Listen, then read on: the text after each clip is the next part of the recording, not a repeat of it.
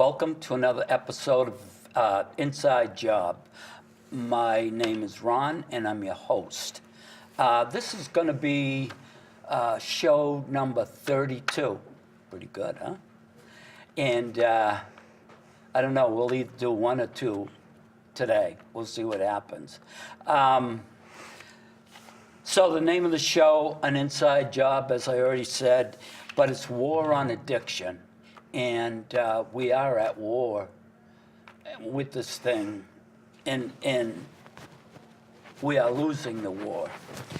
All right, I want to thank LTV, Carl, Jack, and Jane is leaving. I'm very sorry about that, but she has to go where she is going, and I'm very proud of her, and we have many, many long conversations, and these guys just back me up all the way.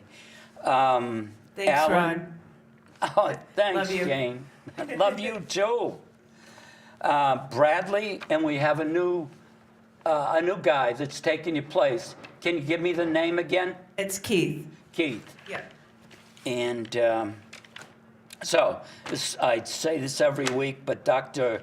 Gabor Mate, in his book, In the Realm of the Hungry Ghost, he explains addiction as biological, chemical, neurological, physiological, medical, social, emotional, political, economical, and spiritual.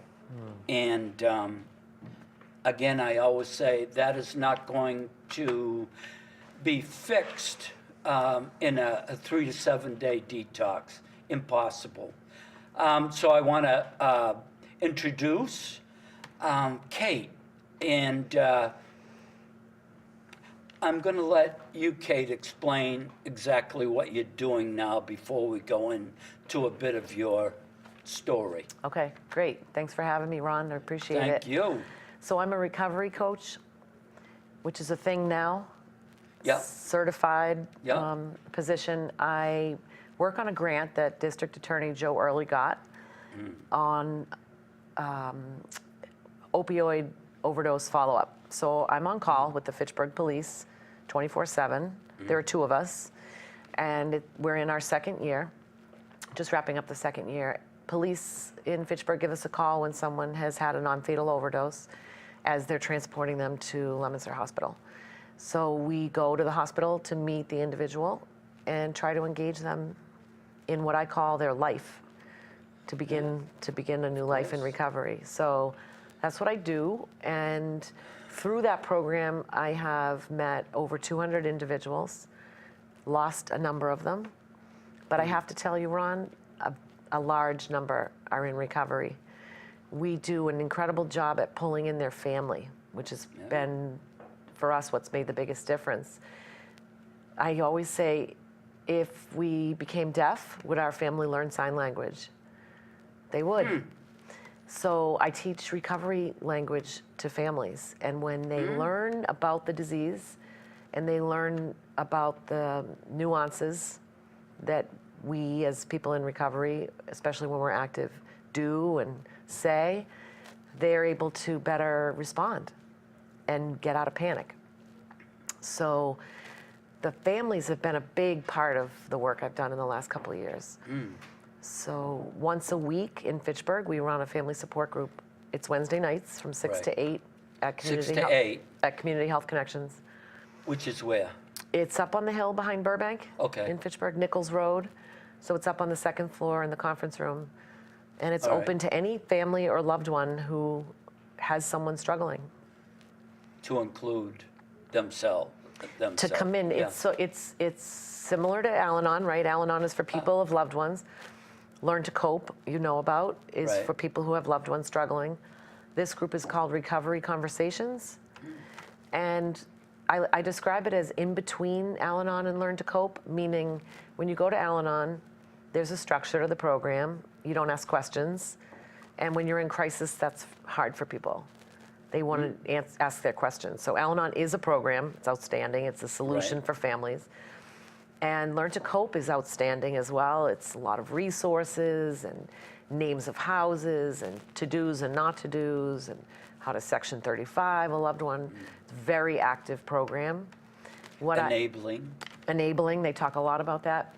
Recovery conversations, I always describe to the families the method behind it, or the mission behind it is in between Al-Anon and Learn to Cope. So it's about letting go, and we offer resources. But I teach meditation in the group every week. I help parents, usually parents, not always, loved ones, learn about why we do what we do as Why the addicts meditation? and alcoholics, because it's been by far the #1 tool for me to rewire my messy brain as an addict and alcoholic, but also as a family member. I'm also a family member. I have loved ones that have passed. I have loved ones that are in recovery, and I have loved ones that struggle. So I sit on both sides of that table, and I say that all the time. So important. I am not preaching. I'm sharing my experience as a loved one, and the group really supports each other. Many of them have been coming for over a year, and their people are doing well. The family members that continue to do their own work have a much better shot at their people doing well. So whether or not their loved one wants help right now, if they go, they start to get out of reaction mode and crisis mode and panic. Because Ron, seriously, what's our greatest fear? Our kids dying, our loved ones dying. Of course. That's it. And that's what they're facing every day. Right. So when they are in a support group and they learn meditation to become more mindful, they can then respond to their loved one's addiction instead of react. I have been meditating for a lot of years, but off and on. I did this morning. I also use Tai Chi because that's where my life has come at this point in my recovery. And it's been layers coming through, but by far, yoga, throw in yoga there too. Absolutely. You say it right there when you read Gabor Mate's, we're a whole person. Right. And this disease affects all parts. Right. And you listed many. And what I learned, I read a book last year, The Body Keeps the Score. Say it again, please. The Body Keeps the Score. Okay. The author's name is a mouthful, Bessel van der Kolk. He's a trauma specialist. He has a center in Brookline. Oh. I wanted to understand why some people get it and some people don't. And I still don't understand it, but I'm constantly researching. And like you described, it's physiological, neurological. So yoga, what is key for me, what I found in that book is our body holds memory and trauma in our cells. So when I learned that, I said, okay, so let's get this stuff out of there. And we have to move. And yoga is a great way to do it, yoga and meditation. It's not about stopping drinking or drugging. It's not about getting your loved one into treatment and then it's all set. Right. You got to work on the whole person.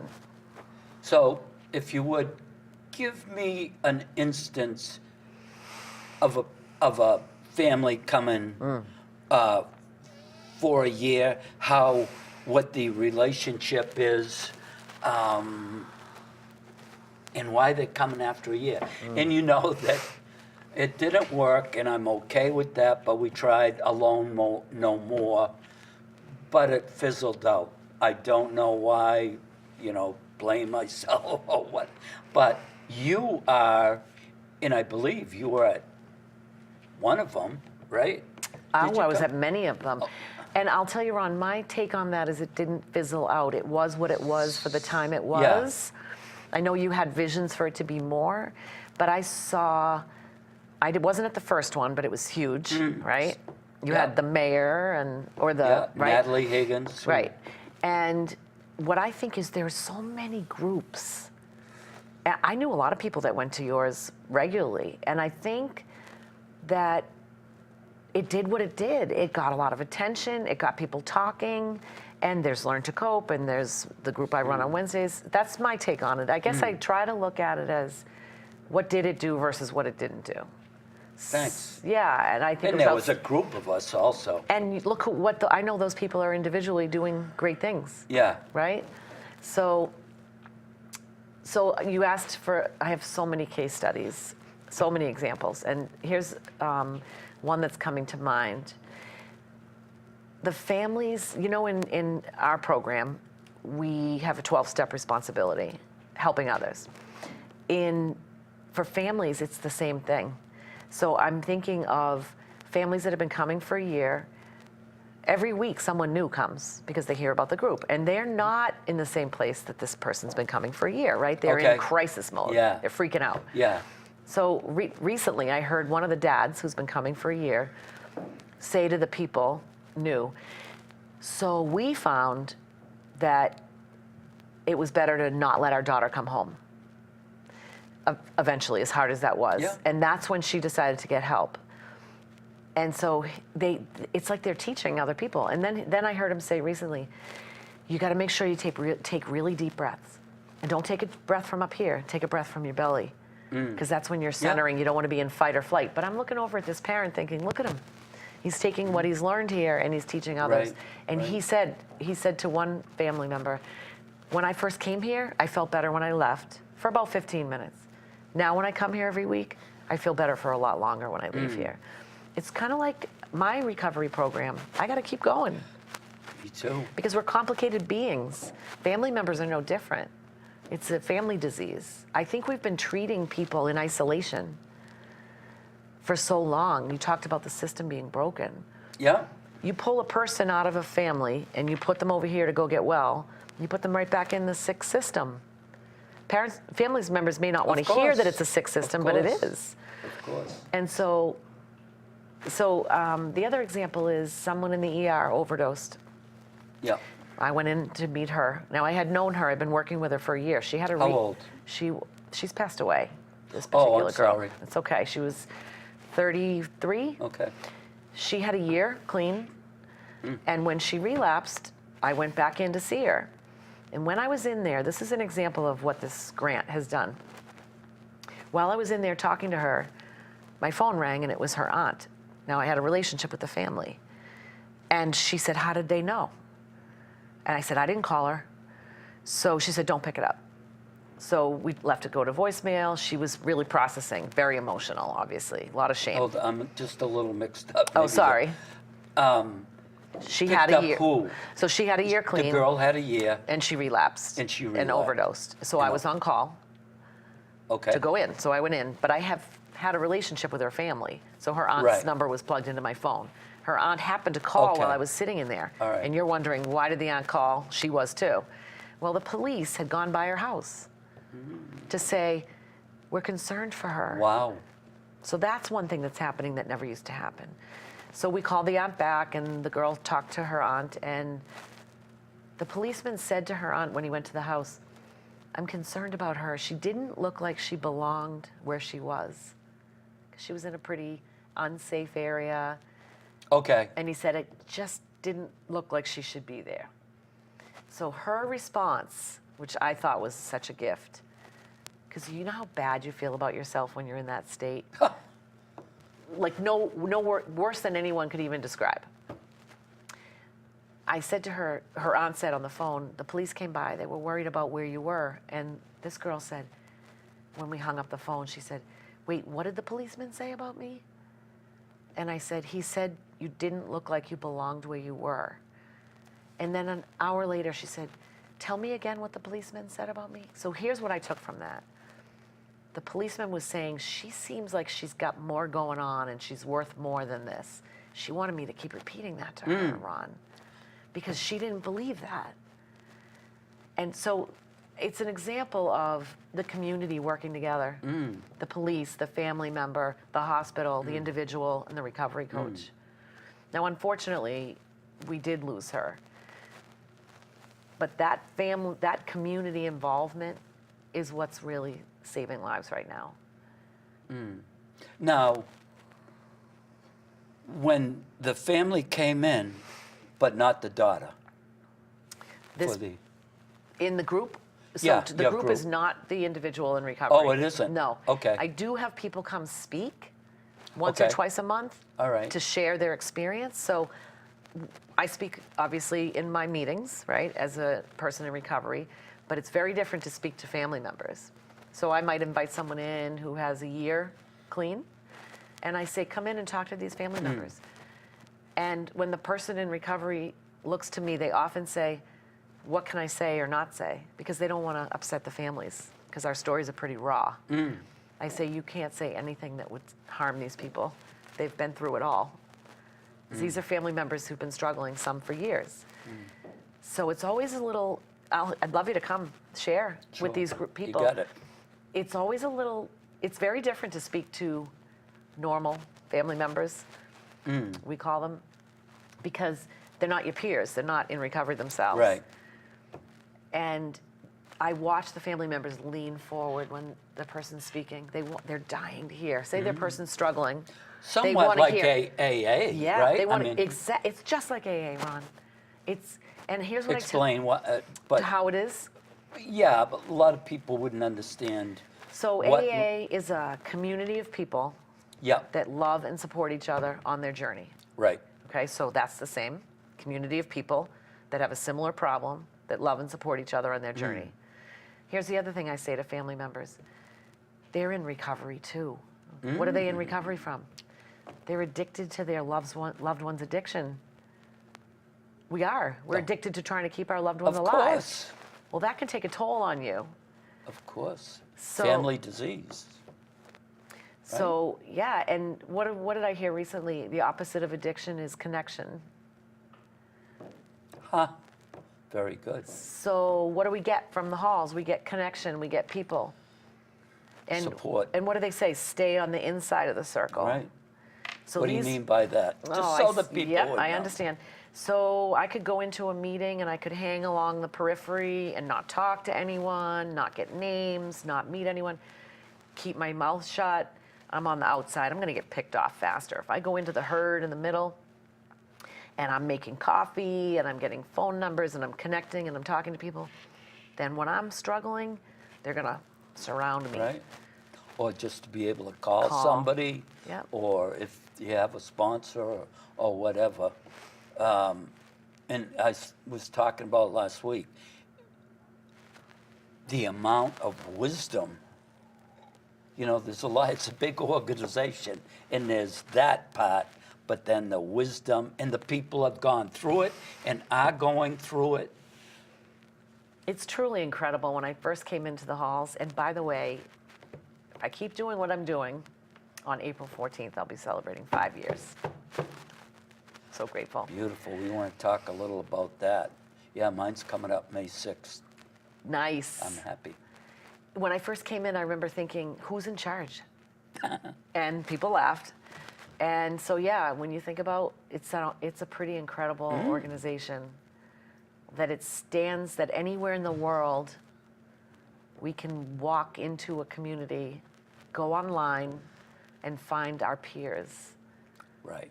I didn't have that before. I found AA. Even before I was drinking alcoholically, I didn't have that community. Right. I have more of a community now than I had even before I became an alcoholic or acted like one. It's pretty cool. Very cool. People should be jealous that we have this, Yeah. truly. And you watch the people that, like yourself, keep coming and coming and coming. I have been a long time. I'm not stopping. Because we've seen what happens. Right. That's just one Right. one part of this whole thing. Right. So, unfortunately, the girl that passed away, was it her father that was coming to the group? Actually, her aunt and uncle. Okay. She lived with her aunt and uncle. Okay. Yeah. And the dad that I'm talking about that is helping others in the group, or they all are, his daughter is 10 months clean, living in a Oh, sober okay. house. Yep. We have a number of people from our group whose loved ones are coming up on a year. Some of the questions from Alone No More, and these ladies or men, they were frantic, just as you'd said. You know, my son's getting out of jail. a kid, a kid. He's getting out of jail. Now, this has happened over and over. I don't know what to do. I don't know what to do about this thing because he just, or she, or a husband just keeps doing over and over. And money given. Nobody knows what to do. Right. My sister, her thing with my nephew, I don't want to see him on the street. I mean, he took her down to, he's an addict, okay? And she says, I can't kick him out. I don't want to see him die out there. So it just, whether it would have happened like this or not, this has been going on for 20 years. 20 years, and no better. At one point, she kicked him out. She had finally had it, but he just parked across the street, still came in the house, and, it's just the enabling. I know. That's one of the big ones. And, as you said, people don't know what to do. No, people don't know what to do. And I'll tell you, in this group, I don't ever tell anyone what to do. Yeah. We share experiences, we share successes. I've not seen people do well recovering when they do have 3 squares and a cozy bed and a pillow. However, I have seen people who can promote recovery for their loved one while they live at home. That's the difference. So there's promoting recovery and there's enabling. I Just don't. explain I that. will. I don't believe you need to stop loving or cut off. Right. Because we need compassion and we need connection. But there's a way to do it Right. that isn't enabling. So the questions I say, families come to this group and they say, is this enabling? If I pay this bill, if I fix their car, and we talk as a group, is it supporting their recovery? Is it helping them or is it helping you feel better? Right? So there are questions you can ask to really determine what's the difference. I don't think people should kick them out, lock the door, and never speak to them again. But they can say, I won't support your using. I will 100%, 110% support your recovery. And here's what that looks like. I need you to be in a program. I'll support you. If you're going to not be using in a program, I can't have you here. The other thing that families are starting to say is, I'm not an addiction specialist. And I realized I'm trying to help you, but I don't know how to help you. So bring someone in. Bring in a counselor. Bring in a recovery coach. If you're going to repair your roof, you wouldn't climb on and try to start ripping off tiles. You call the person who knows Right. about the roof. Call the person who knows about addiction and recovery and have them help guide your family. We're trying to do it all on our own. My family didn't know what to do when I was falling apart. And guess what they did? Nothing. I drove my grandson at 1.5 years more than once, drunk. Yeah. People in my family knew about it, Ron. So I'm not faulting them, but that's a problem. So I just decided when I got sober, I have to talk about it. Because if one person hears it's time to start talking about it and they make a different take a different action, then maybe 1.5-year-old child won't be in a car accident or, God forbid, get killed. How long with this girl were her and her aunt and uncle struggling with her? Since she was a little girl. Years. Well, teenager. I think they started Teenager. to have her in Yeah. teenager. That's when they had her in the house? Mm-hmm. Oh, and They before started that? they raised her from a teenager on. a teenager She was with her on. mom. Her mom's a drug addict. Yeah. How many times do you hear that? I- Right. Well, do you know Dr. Ruth Potee? Have you seen her speak? No. So YouTube her and watch her presentation. Okay. So here's what she says. This is astounding. If our parents or we have the gene of addiction, we're 50% likely to have it. It's higher than any other disease. It's genetic piece. If we drink alcohol and drugs prior to our brain being developed, okay, so say my mom's an addict, I now have the 50% chance of becoming one. If I use drugs and alcohol before my brain's developed, which is 25 years old. People might not know that, okay? Which, so most of us do. Then my chances of becoming an alcoholic or an addict shoot up to 70%. If I don't use substances and I keep my brain free, it drops to 7%. So what's the message there? We have to get out and tell the kids of addicts and alcoholics. But are if we? you sustain, we are in some ways. There are more and more programs going on in the schools. Up at the high school here, nothing. At where my granddaughter goes, nothing. I am So you amazed. need people to come in here and talk to you about what is going on out there, because that'll help you Right. start to see, and the people that are watching. I'm struggling with doing that. Yeah, I'll help And you. thank you. Yeah, you're Thank welcome. you. And, you know, everybody's so busy, and you're through the roof No, busy. we can brainstorm. But- I'll give you people to talk Yeah. to. There is a lot going on. Yeah, I can't keep up with reading and keeping track of what's going on. Yeah. But maybe this can be a place where more is reported of what's going on, because it's super discouraging if you think nothing's happening. I'm at- and not enough is happening, don't Right. get me wrong. I'm at that point where, okay, this is 32, but where am I going with this now? All right, one is getting the word out. It is on YouTube, but somebody told me people are pretty lazy and they may not want to go looking for this thing. We're able to do an article in the Sentinel last week, and that helps. But let me just go through just some of these stats, and okay, Sure. talking about money. I'm big on long-term sobriety. As am I. An addict, you know, for the first year, you may agree, first year, that serotonin's been depleted. We there already? 2 minutes.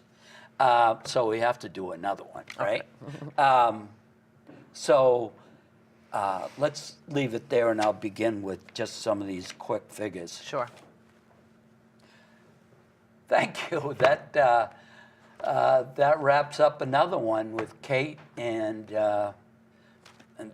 this could be a part of where we go from here. So anyway, that's a wrap. Thank you.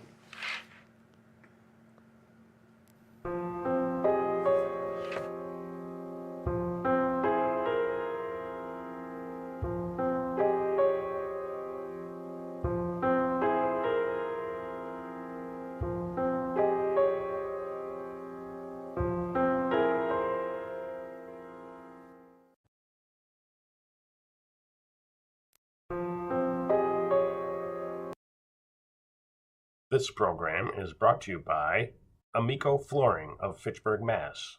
Amico Flooring. Let us floor you.